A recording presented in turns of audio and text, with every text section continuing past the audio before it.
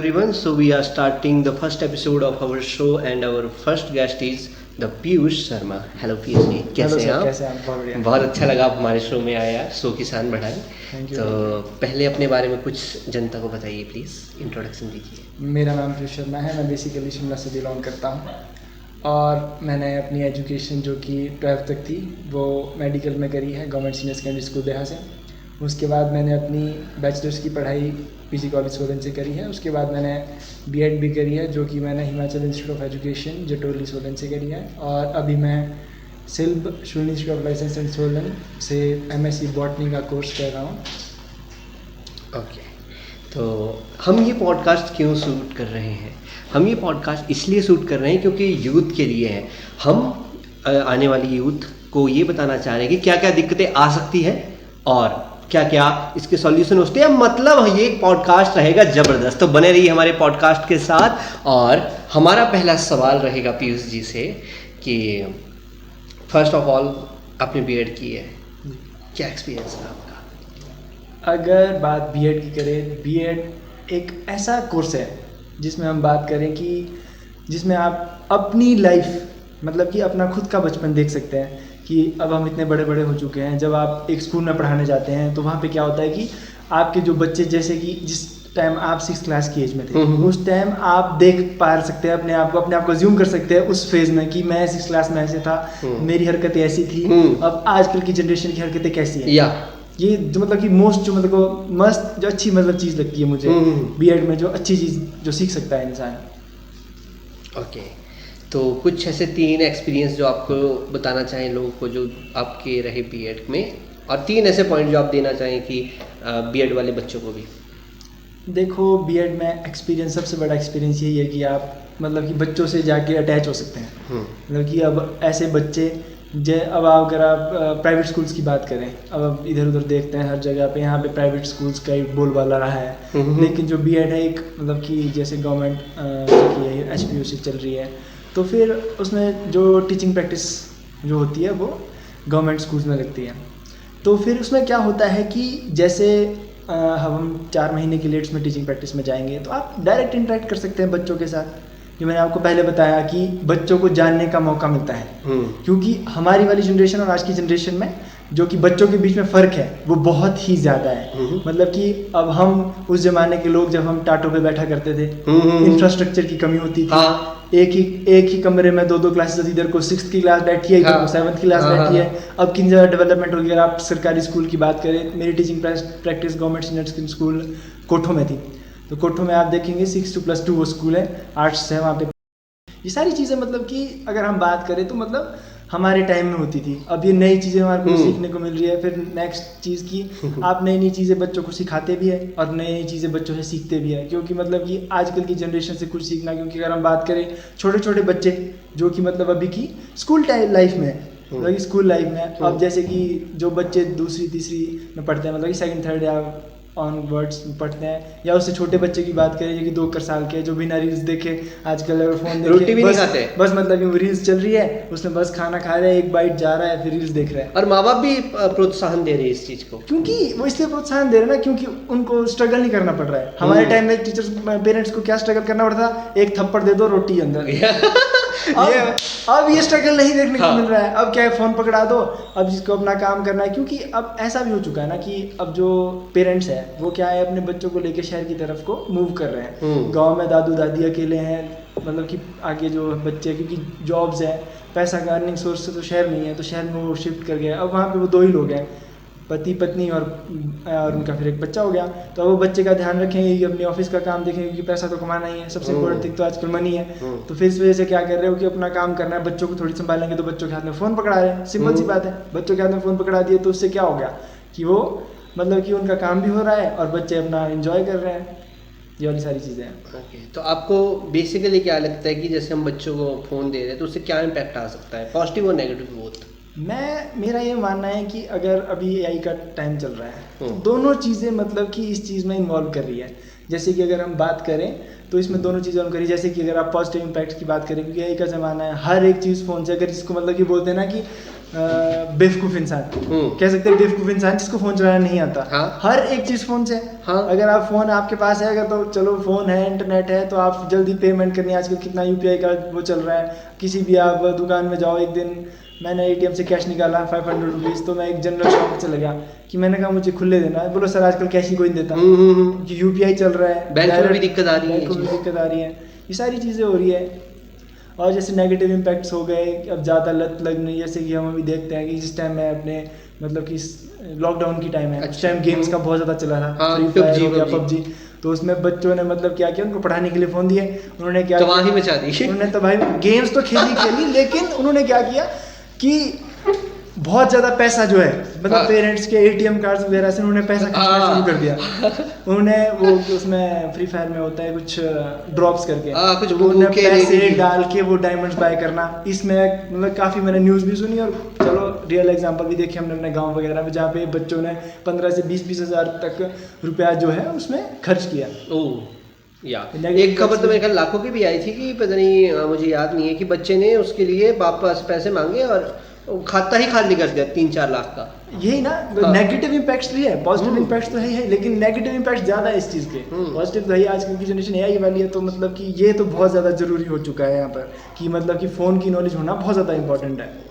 मैं देखता हूँ मेरे एक भैया का बेटा है, तो वो जैसे स्कूल से आता है तो उसके पास फ़ोन है, वो जैसे आता है सीधे WhatsApp ओपन करता है और WhatsApp सीधे मम्मी को फ़ोन करता है, हेलो मम्मा मैं पहुँच गया घर, सीधा वीडियो, मम्मा मैं पहुँच गया, आप कहाँ हो, आप क्यों नहीं आए अभी तक। मतलब कि कितना यूजफुल भी है, लेकिन हार्मफुल इफेक्ट्स भी। अब मम्मा कब तक पहुंच रहे हो, वो रील्स देखने में बिजी है, खाना तभी अंदर जा रहा है जब रील्स दिख रही है, ये सारी चीज़ें हैं। ओके, और मेरा इसमें पॉइंट ऑफ व्यू ये है कि हम ना फ़ोन का बहुत यूज कर रहे हैं, स्क्रीन टाइम बहुत बढ़ रहा है, इससे कंपनीज को तो बहुत फ़ायदा हो रहा है, बट नुकसान हमारा ये हो रहा है कि हम परिवार के साथ नहीं जुड़ रहे, हम लोगों के साथ नहीं जुड़ रहे हैं।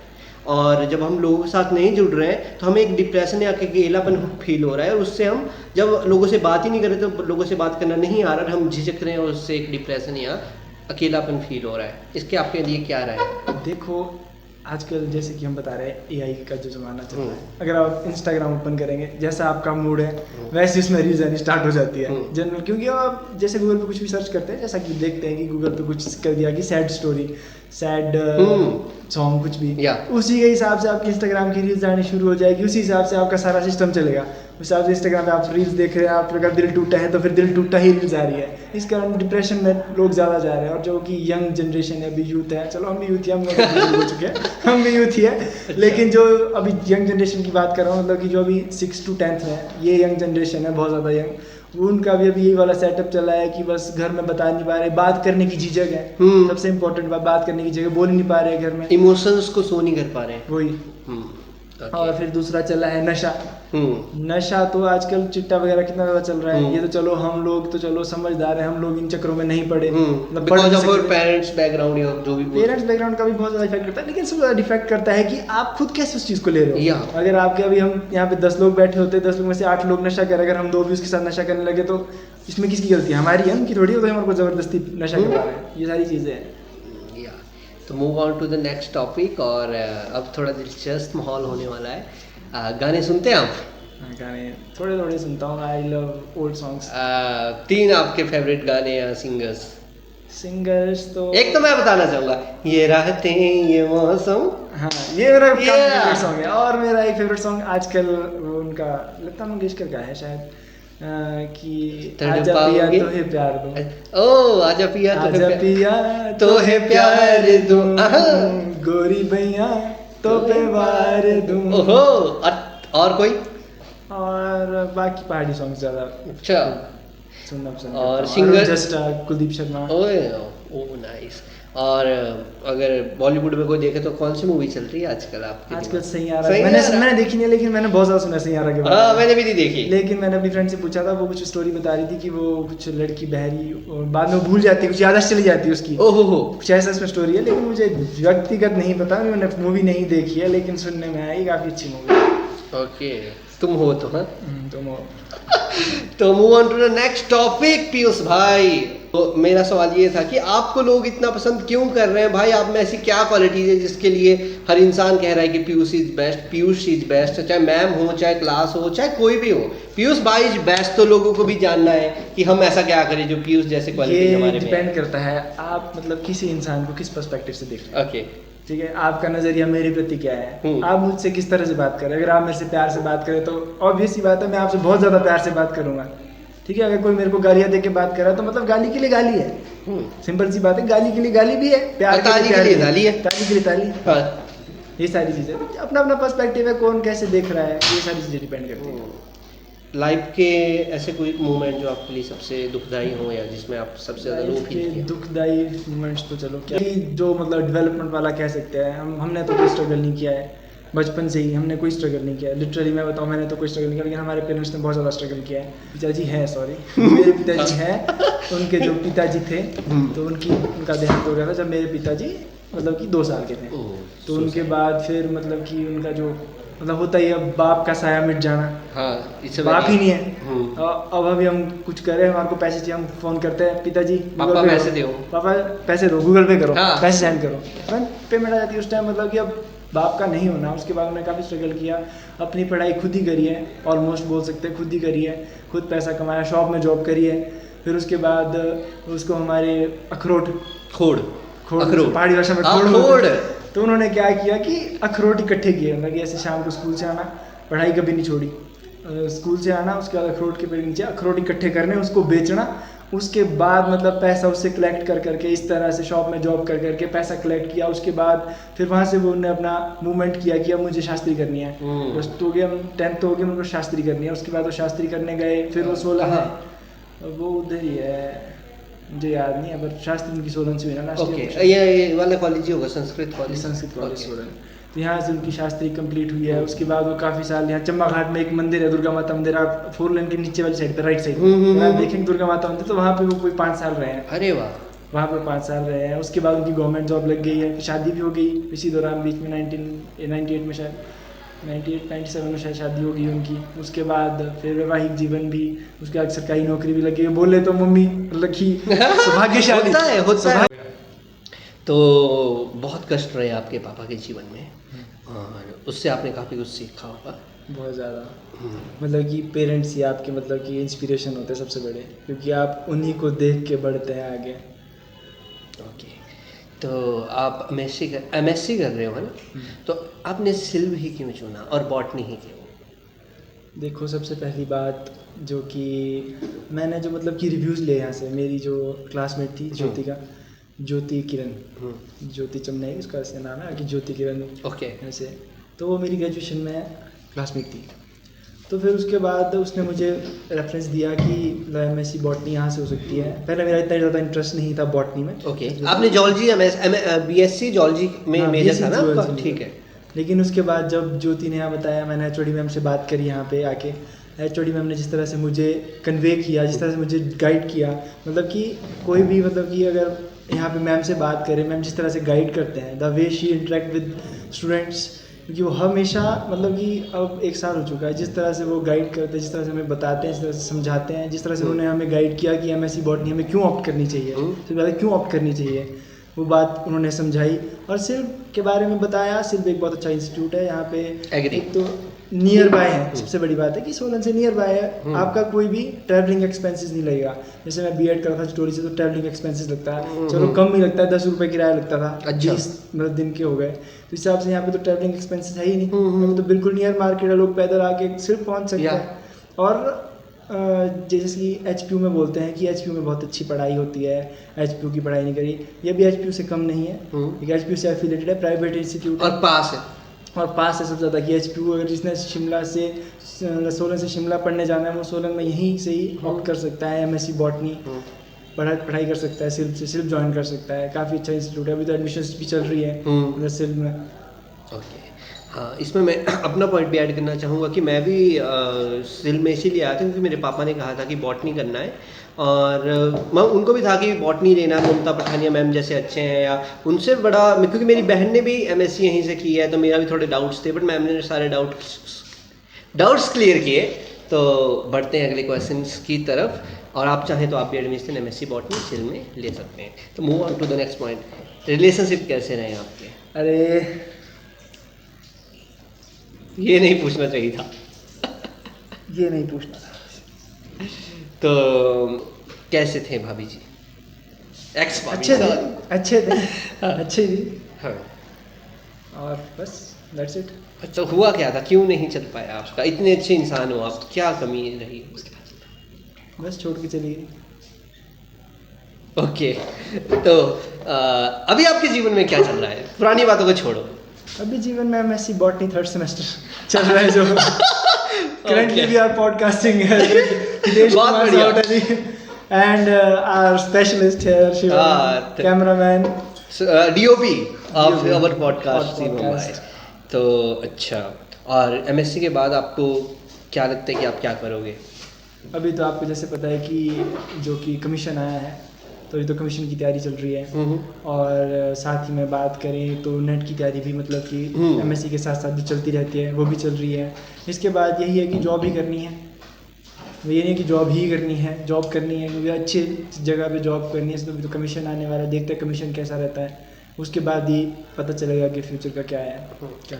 और 3 बातें जो आप हमने हमारी ऑडियंस को कहना चाहोगे कि जो करना चाहिए at the end of the podcast, and 3 thing that you अगर हम पढ़ाई के बारे में बात करें तो पढ़ाई के उसमें आप पर्सपेक्टिव ले सकते हैं कि अगर आपने टीचर बनना है, जैसे कि अब मैं ये 9th-10th वाले बच्चे या +1 +2 में जो अभी है, क्योंकि सबका सपना जब +1 में मेडिकल लेता है तो पहला सपना होता है कि डॉक्टर बनना है। लेकिन अब कंपटीशन इतना ज़्यादा हो चुका है, जो हमारे सरकारी स्कूल जो कि गांव में है वहाँ तक मतलब कि इतने रिसोर्सेज नहीं है जितने रिसोर्सेज शहर के स्कूलों में है, कोचिंग्स है। लेकिन ऐसा नहीं है कि सरकारी स्कूल में पढ़ाई नहीं होती, मैं खुद सरकारी से पढ़ा हूँ, आप भी हम पढ़े होंगे। सरकारी से पढ़ा हूँ, प्लस और मजे बहुत है सरकारी में भाई। सरकारी स्कूल मतलब कि बेस्ट प्लेटफॉर्म फॉर स्टडी। बोलते हैं ना कि हवा, प्राइवेट स्कूल बोलते हैं ना प्राइवेट स्कूल हवा होता है। हाँ। लेकिन जो एक्चुअल जो स्टडी होती है वो हमारी सरकारी स्कूल में ही होती है। हम सरकारी स्कूल और से पर्सनालिटी डेवलपमेंट भी होती है, बंदा सीखता भी बहुत कुछ भाई। बजे स्ट्रगल हर एक चीज़, सरकारी स्कूल में हर एक तरह के बच्चे आते हैं। अगर प्राइवेट की बात करें तो वहाँ पे मतलब कि पता है पहले प्राइवेट मतलब फीस दे रहे तो मतलब पैसे वाले लोगों के बच्चे पढ़ रहे हैं। मैं टीचर का बेटा हूँ तो मैं भी सरकारी स्कूल से ही पढ़ा हूँ। फिर जैसे उन लोग अगर उन्हें डॉक्टर बनते हैं उसके बाद डॉक्टर नहीं बन पाते हैं, नीट का पेपर नहीं निकलता है, तो कभी भी मेरा ये पर्सनल सजेशन है कभी भी ड्रॉप नहीं लेना चाहिए। अच्छा, मेरा ये सबके लिए सजेशन है कि कभी भी किसी कोर्स में अगर आप चाहते हो कि मुझे एडमिशन लेनी है, नहीं हुई तो कभी भी ड्रॉप मत लो। अगर आपकी मान लो अगली साल को भी नहीं हुई एडमिशन, फिर आपके 2 साल के फिर आपके साल बर्बाद हो जाएंगे ना। इसलिए क्या करो, नेक्स्ट ग्रेजुएशन की स्टडी करो, बीएससी मेडिकल चूज करो। जो मेडिकल वाले बच्चे हो जी बीएससी मेडिकल कर सकते हैं, जो भी आपको अगर ठीक उसका उन्हें टीचर बनना है तो बीएड का कोर्स जो है ये ऑप्ट करना पड़ेगा। अब तो वो NEP 2020 आया था, उसके थ्रू वो भी बताया गया है कि अब 4 साल की उसी में ही मतलब कि बीएड है, इंटीग्रेटेड कोर्स है ग्रेजुएशन के साथ ही, वो कर सकते हैं। उसके बाद MSc ऑप्ट कर सकते हैं, उसके बाद आपने फर्दर स्टडीज़ के लिए PhD कर सकते हैं। ये सारी चीज़ें आप जो मतलब फ्यूचर में कर सकते हैं या मेडिकल वाले बच्चों के लिए। बाकी सबसे इम्पोर्टेंट चीज़ की नशा नहीं करना चाहिए हमें अपने जीवन में। सारी चीज़ें ठीक हो सकती है। मैं खुद मतलब अपने सबको बोलता हूँ कि सारी चीज़ें कर लो, हंसी मजाक है, खेलना कूदना है, हर एक चीज़ कर लो, but one thing I just hate that is नशा। मैं आपको एक स्टोरी बताता हूँ। मेरा एक फ्रेंड होता था, मैं नाम नहीं लूँगा, पॉडकास्ट मैं नाम नहीं लूँगा। मेरा एक दोस्त होता था 9th क्लास में, मतलब कि बेस्ट फ्रेंड की, दोनों ही साथ रहते हैं, साथ बैठते हैं, साथ ही रहते हैं, साथ पढ़ते हैं, पढ़ने में भी वो बहुत इंटेलिजेंट है भी स्टिल। और क्या बोलते, हम मतलब कि साथ ही बैठते थे। अगर वो फर्स्ट है मैं सेकंड हूँ, मैं फर्स्ट हूँ तो वो सेकंड है, ठीक है, ऐसे चलता था हमारा। और एक दिन हमारे उधर फंक्शन होता है देवता जी का, तो उधर फंक्शन में हम मतलब कि ऐसे कि बच्चों का वहाँ पे क्या काम, हम छोटे थे, वहाँ से लोगों ने बताया कि यहाँ तुम्हारा क्या काम। फिर हम वहाँ से नहाने चले गए नदी को। अच्छा। फिर नदी पे उसके कुछ यार कार भी थे, मैं तो नहीं जानता था उनको, तो थे वो क्लासमेट्स ही, बट ज़्यादा मतलब होता नहीं कि बॉन्डिंग नहीं है, we are not attached too much with दोस्त। तो फिर वो वहाँ पे बीड़ी पीने लग गया। अच्छा। और उसने इंसिस्ट किया मेरे को कि तू भी पी। और मतलब होता नहीं अंदर से दिल फट गया उस इंसान के लिए। उस दिन के बाद मतलब अभी तक स्टिल मतलब कि पता नहीं कि दोस्त मतलब कि वहीं पे छोड़ दिया मैंने उसी नदी में। मैंने कुछ दिन बोल दिया, मैंने कहा भाई अब नहीं बनेगी बात, अपना खत्म है भाई, अब दोस्ती वगैरह सब यहीं पे ही मतलब ड्रॉप आउट है, यहाँ पे इसके बाद कुछ नहीं चलेगा। मतलब नशा नहीं करना चाहिए। अब मैं तो मेरे साथ जितने भी अगर आप देखें, मेरे जितने भी यार का दोस्त है, मेरा फ्रेंड शिवम है जो हमारा वीडियोग्राफर है, मतलब कि जितने भी मेरे दोस्त देखेंगे आप, मैं उन्हीं के साथ रहता हूँ जो नशा नहीं करते हैं। जो नशा करते हैं मैं आई से सॉरी, मैं आपके साथ मतलब नहीं रह सकता। मैं नहीं रह सकता उन लोगों के साथ जो मतलब कि नशा करते हैं लिटरली। ठीक है, तो यही था आज का पॉडकास्ट, और कैसा लगा आपको पॉडकास्ट ज़रूर बताएं। और धन्यवाद करना चाहूँगा मैं डीओपी शिवम भाई को, हमारे क्रू मेंबर्स को, पायल मेहता, दिव्या शर्मा और पीयूष जी का सबसे ज़्यादा जो गेस्ट बने। Thank you for today. मिलते हैं बहुत जल्द एक बहुत सही से पॉडकास्ट में। तो देखते रहिए पीयूष शर्मा के यूट्यूब चैनल, हाँ पीयूष नॉलेज जैनिक में, और मिलते हैं बहुत जल्द। Thank you.